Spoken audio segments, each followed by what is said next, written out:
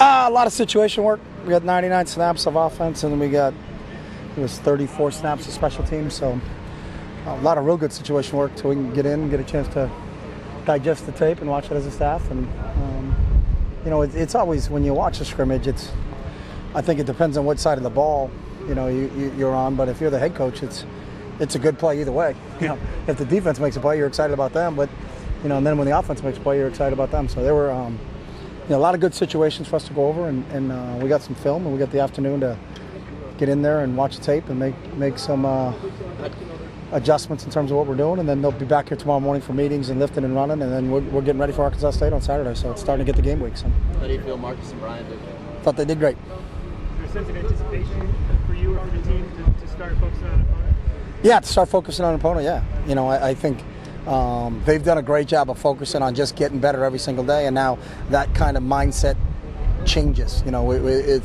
It's coming into your meeting room, and you're not always just watching what you just did and then installing and things like that. Now you're putting tape on of an opponent and starting to put in a game plan, and there's a fun part of that. If you're a competitor, you've been comparing yourself to the guys on your team since August 6th if you're a player here, but sometimes that can get a little bit old for them, so now we get a chance to now see as collectively as a group how we're going to do when we get outside on the first against Arkansas State, and that's fun. So Are you still these final decisions? Is it not just we talk about the quarterbacks a lot, but there are a lot of close calls all down the board. Fortunately for us, we don't just talk about the quarterbacks because there's 21 other guys out there that we got to figure out what's going on. So there's a lot, and that's the great thing about this team. There's a lot of competition, and then we've got a lot of depth, and we look at that as a positive. I think we're excited where we are right now because of our depth, and there's a lot of battles that are going on, for a lot of different spots, whether it's a spot on the kickoff return team or a spot on the punt team or a spot in the secondary or a spot at quarterback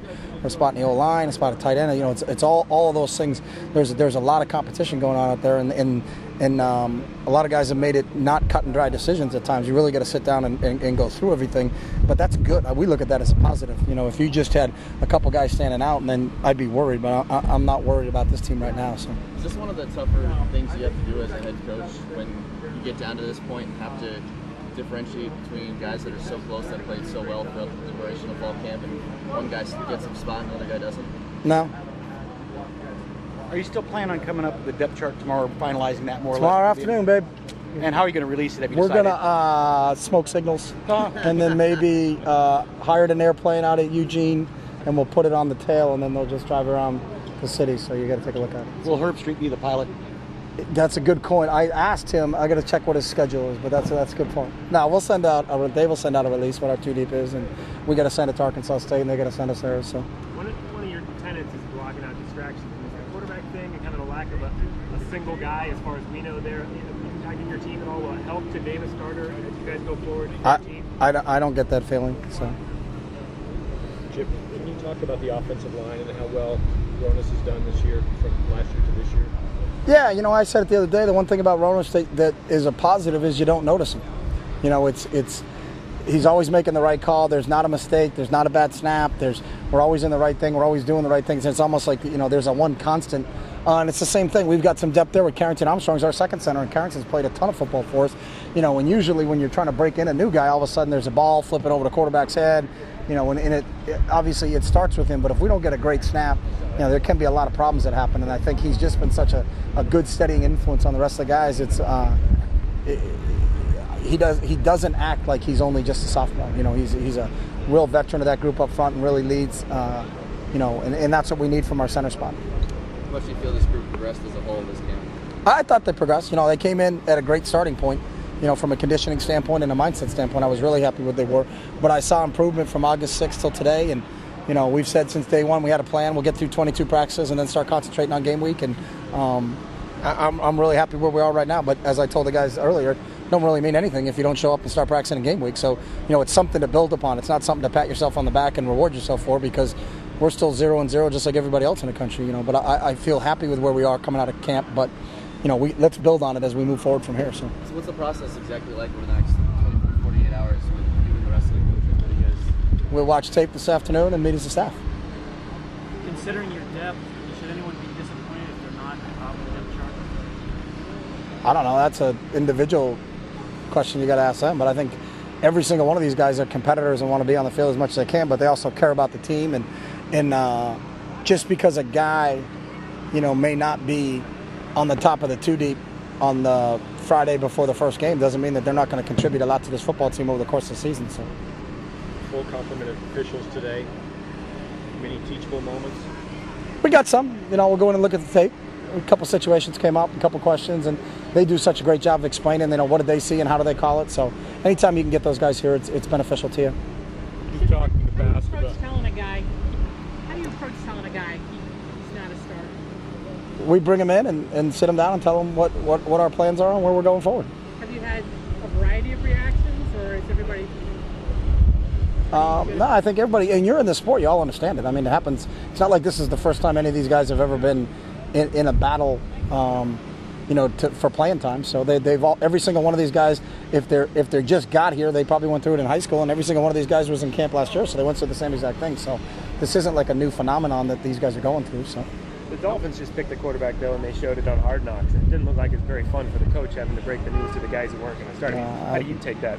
I haven't seen Hard Knocks. So how do you take it personally when you've got to tell a guy? I don't. It's the same. And the one thing that I keep getting this phenomenon about our quarterback, we have every position across the board. So it's like, well, who's your quarterback? And then we're all going to go home after we say who the quarterback is. There's 21 other positions. It's a team of 70 guys.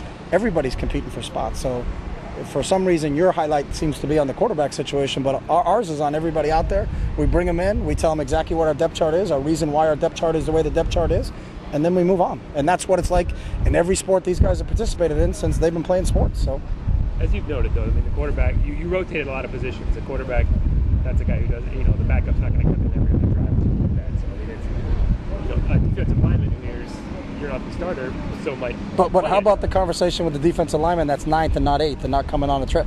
There's no different feeling for that kid than there is for the number 2 quarterback. So it happens at every position on this football team, and it's part of playing sports. I guess that's what I was asking about. It's not hard for you, it's part of the... I think it's what we do. I think everybody does it. So, I mean, that's what it happens at every sport. And if you were a player, you've gone through it. And if you were in high school, you went through it. In college, we did the same exact thing last year. But no one here was asking us, who's your starting X receiver? Who is it going to be? When's it going to be announced? Is it going to be that? How was his day today? How was that kid's day today? That's what every position is important to us. That's my point, is that there seems to be a highlight on one position, but for us, there's a highlight on every position. So who our third receiver is when we're in the cheetah set is just as important to me as who our starting quarterback is.